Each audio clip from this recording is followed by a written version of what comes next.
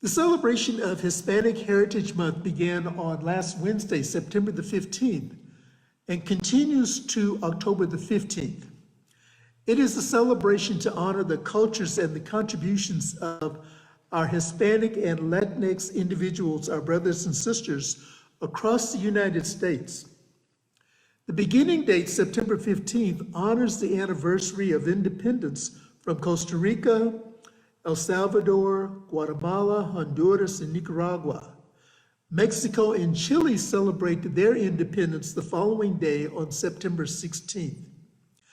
This is a time for acknowledging and celebrating the contributions of individuals who may have been categorized at some point as other. We know and we affirm and we accept in our philosophy and in our teaching that the celebrations of the contributions of all people is not just confined to 1 month, but it is an ongoing celebration where we honor the differences that bring us together and make us whole. On Tuesday, September the 21st, is International Day of Peace. And I just encourage each one of us to do something intentional to practice peace on this day.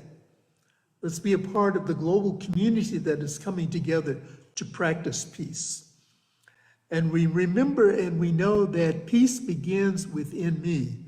When there is peace in my mind, when there is peace in my heart, then there is peace in the world. Today's topic is when the road gets rocky. And I offer this little bit of a context for us.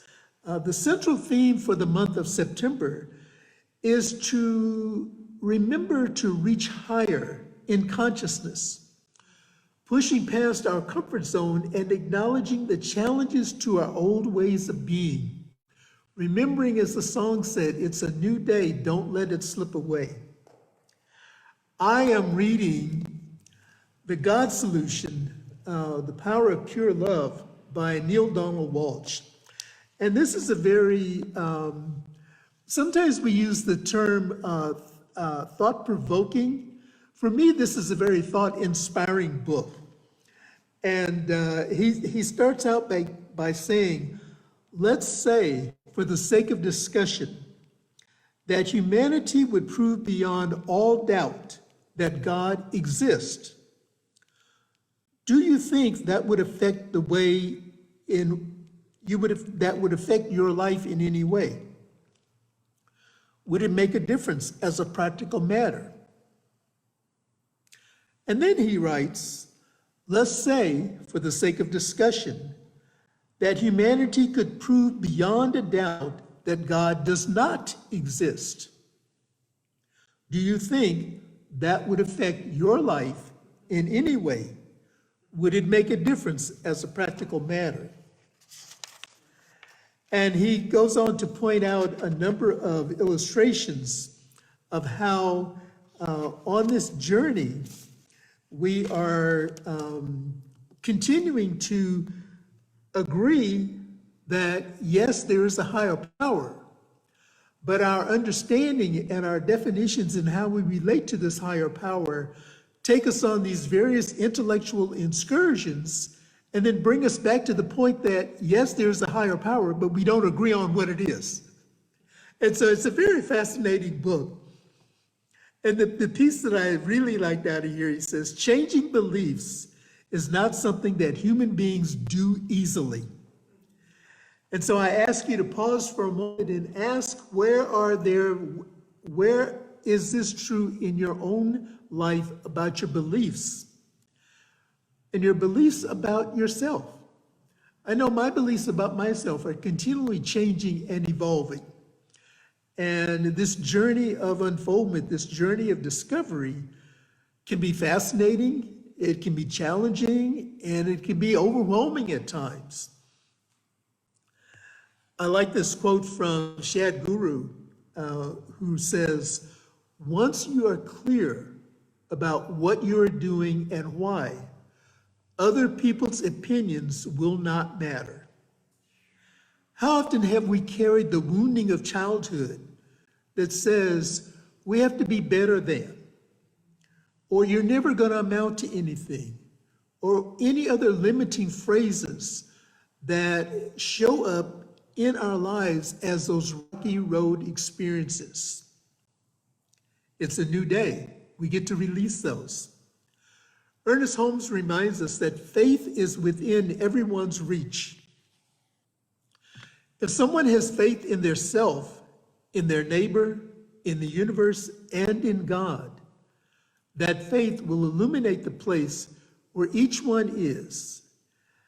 And by the light of that faith, they will be able to see everything is good.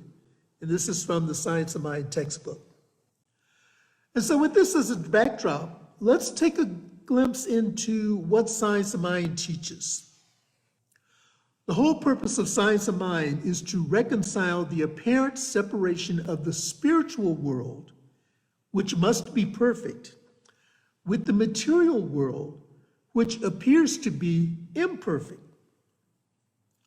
The spiritual world is the cause of the material world. We are spiritual beings governed by mental law. Wherever the consciousness lacks a true perspective, its outward expression will lack power, harmony, leading us to a rocky road. Reconciliation is the spiritual reconciliation of the spiritual and mental requires us to do our inner work.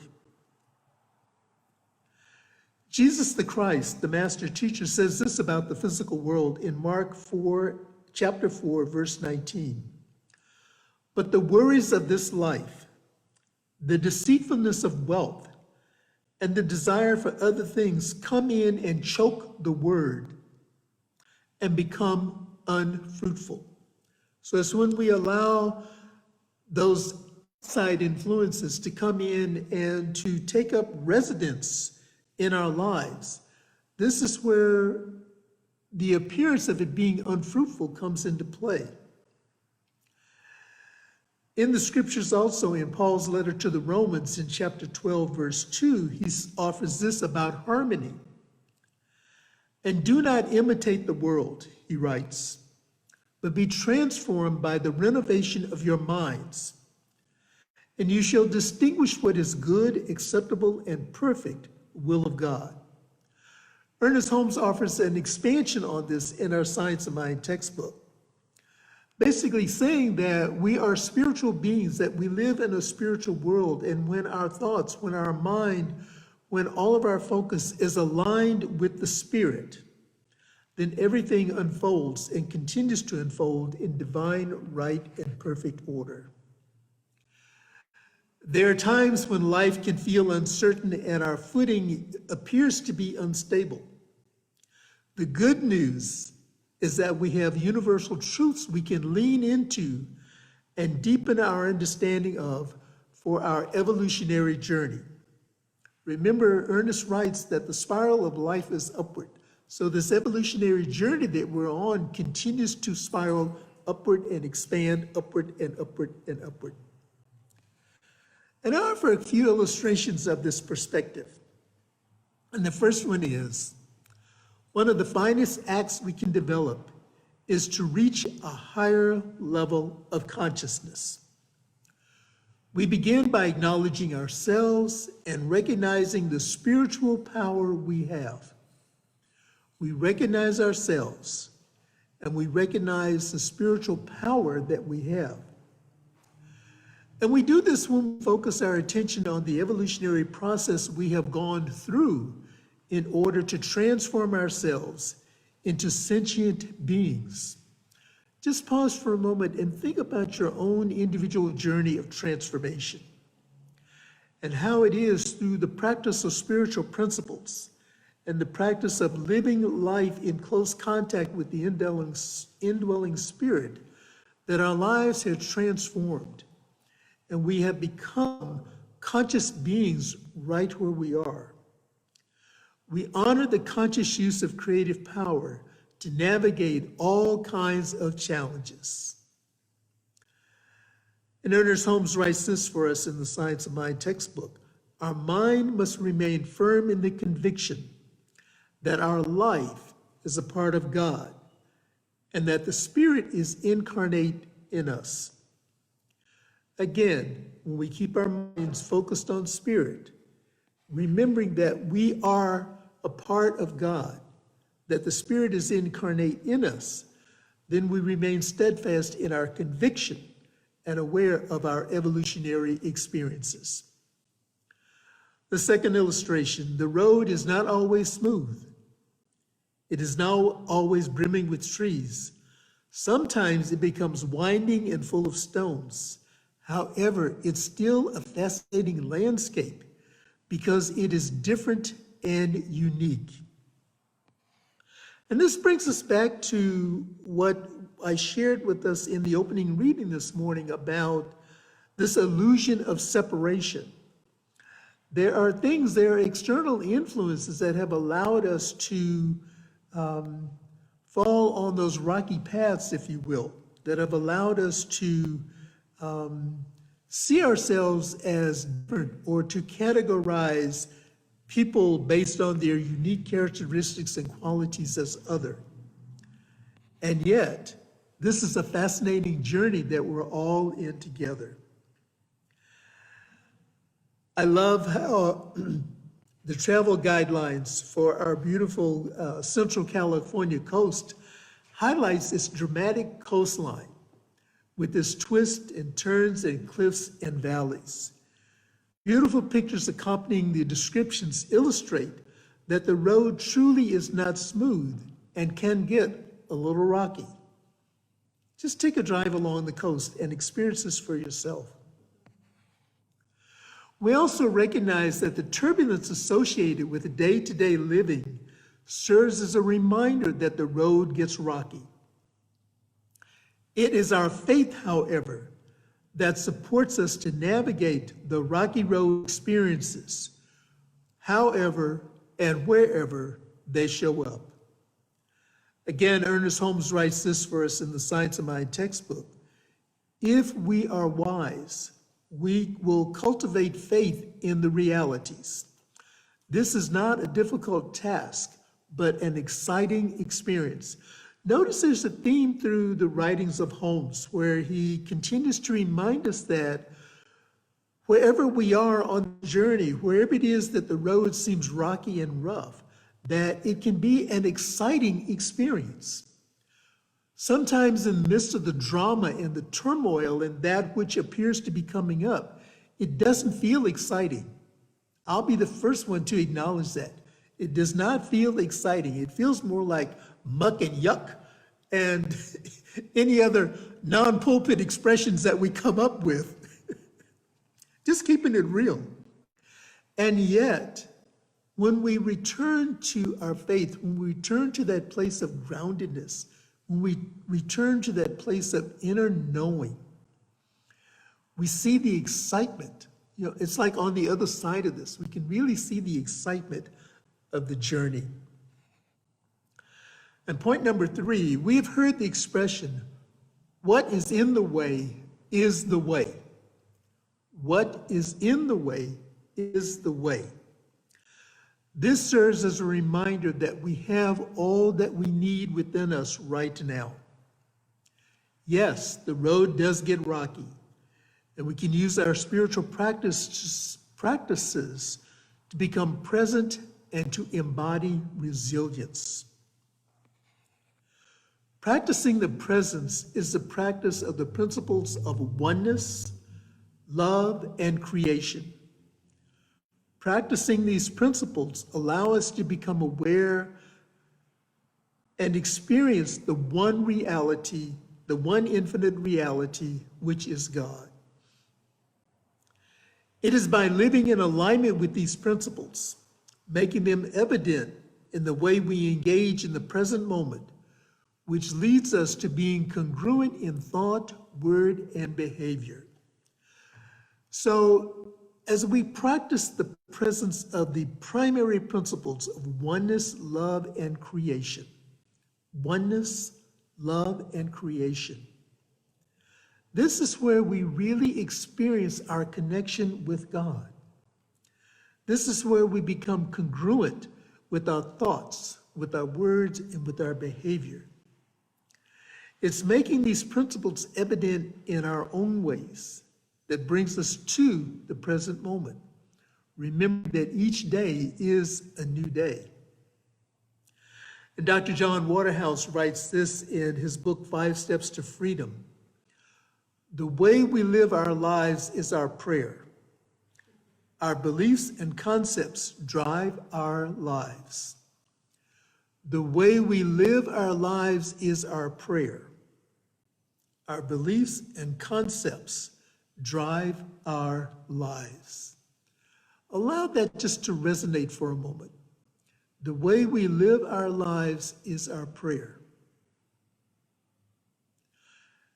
And we know through the practice of affirmative prayer that we can bring about a change. And so if the answer to the prayer, the life that we're living, is not out picturing in a way that is affirming and supporting and uplifting us, we can always change that. We can change our beliefs, and we can change our conceptions, and we go back to our faith. And so weaving this all together, I invite us to acknowledge that there is a divine order regardless of conditions. There is a divine order in the universe regardless of conditions. When I judge my road as rocky, I look for the lesson. I ask, what is the lesson that I am to learn from this experience? How does this lesson expand my conscious awareness of the truth of who I am? And I affirm, I allow, I accept, I receive soothing, healing love. Because we know that love is the answer. Love is the only answer. We also find support in the evolutionary vision of our Centers for Spiritual Living Global Vision that says, we recognize and respect all paths to God, honoring all individuals and their unique experience path. And again, this goes back to the book that I cited earlier, Neale Donald Walsch, The God Solution. There's an acknowledgement that there are many paths, but what we have not yet agreed on is which path is the path, if there is a one singular path. There are many paths, there are many ways. And we also have an opportunity to practice the local application of this. And this emerged out of our visioning yesterday. And again, I want to put in a plug for our Saturday morning visioning. We practice the presence of love in our lives as we walk side by side with each other, searching for the common ground, which is love. This practice begins right here in our spiritual community as we honor and respect and recognize the essence of the Spirit in one another. The Spirit is alive in each and every one of us. And it's like the greeting namaste. The essence of Spirit within me recognizes and honors the essence of the Spirit within you. And so as we greet one another, as we walk arm in arm, as we walk hand in hand, we are establishing a world where peace does exist. In this thing called You, one of my favorite books by Ernest Holmes, he writes, when the road gets rocky, remember, your faith can penetrate the clouds of unbelief. Your faith can penetrate the clouds of unbelief and reveal the truth that is always perfect. Your words do not create this truth, but only reveal it. Turn fear into faith, loss into gain, failure into success. Act as if you already have dominion over evil. Act as if. And this reminds me, one year I was at one of our annual conventions, and I think we were in San Diego that particular year. And on the practitioner table, a group of practitioners from one of the participating centers had these wonderful bookmarks. And at the top of the bookmark were the letters PUSH, P-U-S-H. And that stood for Pray Until Something Happens. And so from the timeless wisdom of our Science of Mind principles, Ernest Holmes is teaching this. We act as if we already have dominion over evil, or dominion over that which does not serve us, that which does not support our evolutionary growth. And so we continue to act as if until it becomes the reality of our experience of life.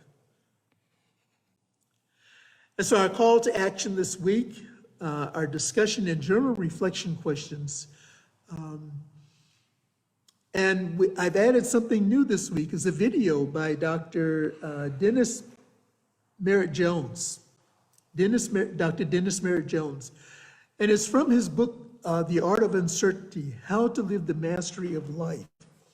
And so I've asked our tech team to put these into the chat for our Zoom family, and they will be in the comments section for our virtual family that are joining us via Facebook and on our YouTube channel.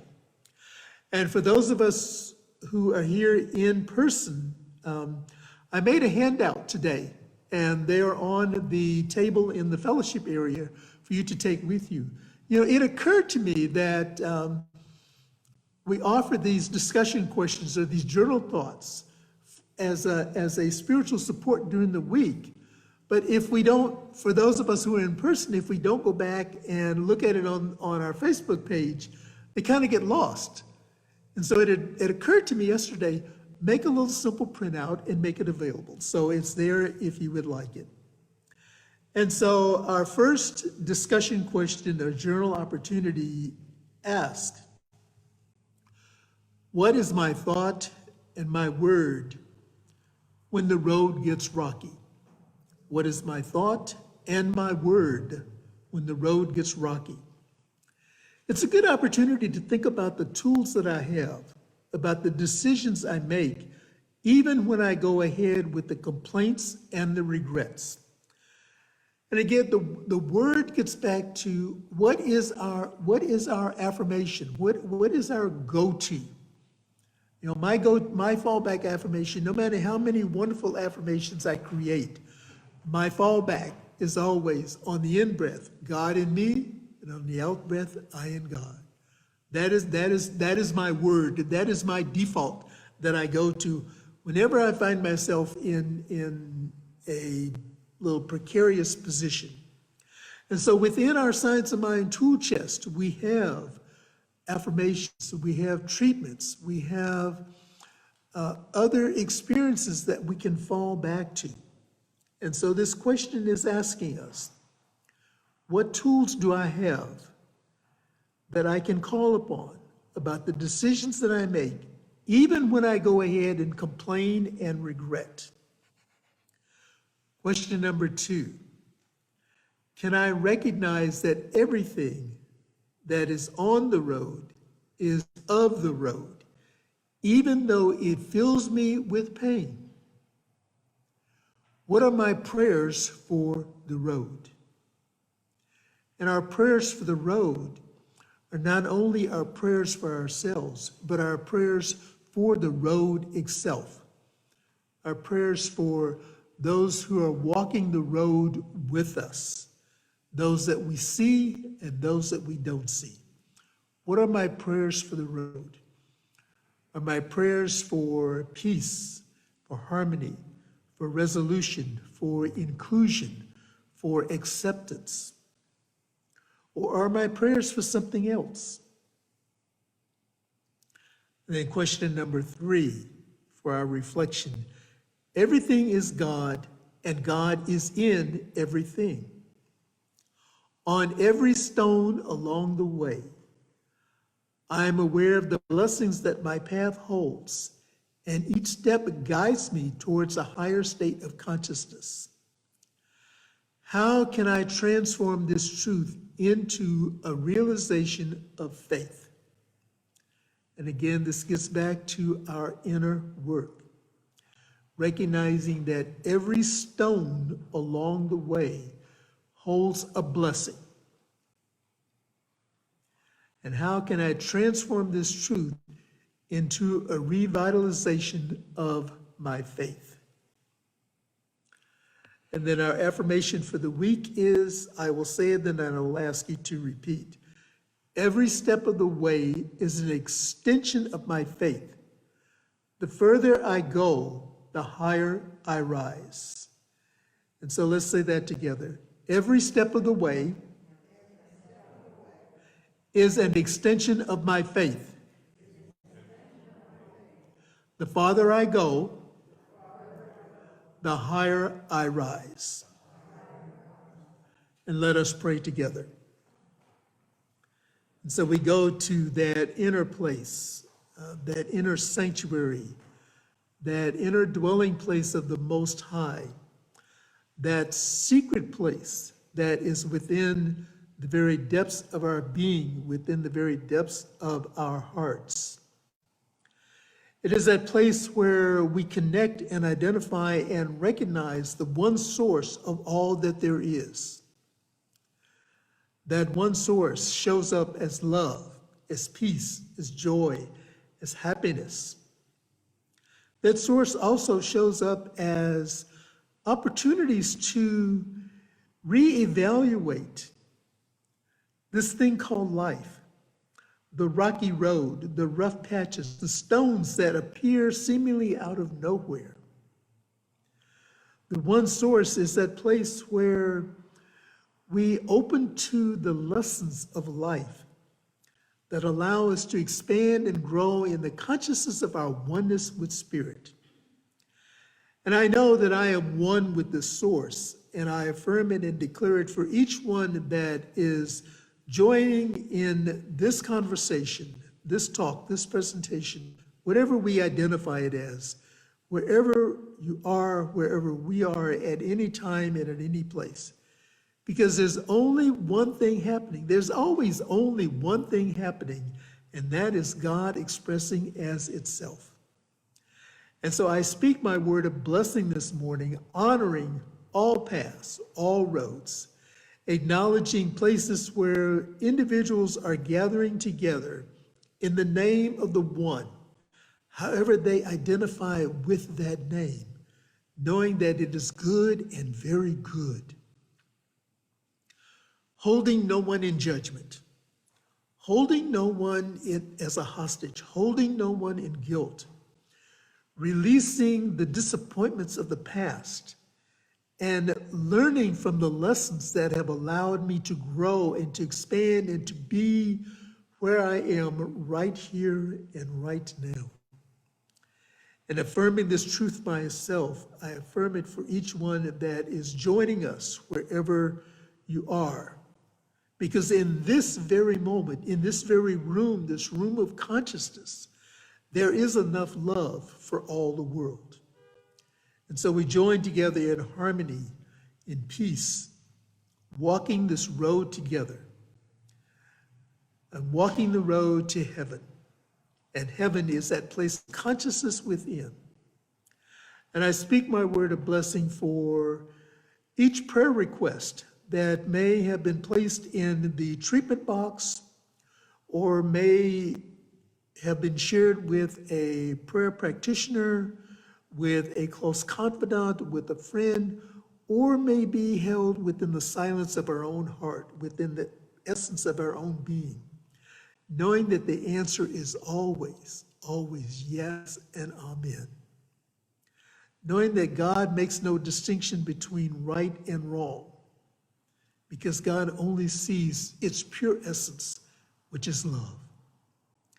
And so I'm knowing that love prevails in all of our experiences. Love prevails and shows up as right to livelihood. Love prevails and shows up as right and perfect living arrangements. Love shows up as love, in perfect partnerships, in perfect friendships, in perfect connections with those whom we love and honor and adore and respect. Love shows up in our families of choice, our families of origin. Regardless of what the experiences are, love shows up. And so as we pick up a rock along the stony path, hold it, massage it, feel it, love it. We feel the roughness falling away. We feel the smoothness emerging. And that's how God works. That's how the Spirit works in our lives, smoothing out those rough edges, making everything easy for us to move with grace.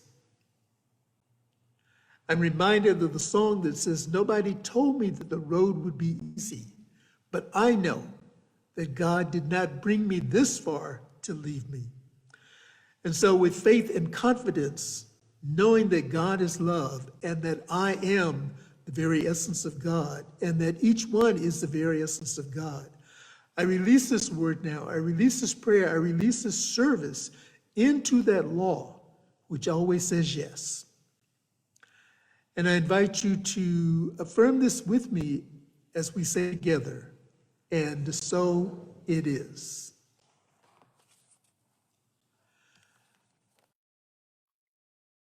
And now it is time for us to participate in the law of circulation, to share and to demonstrate our abundance.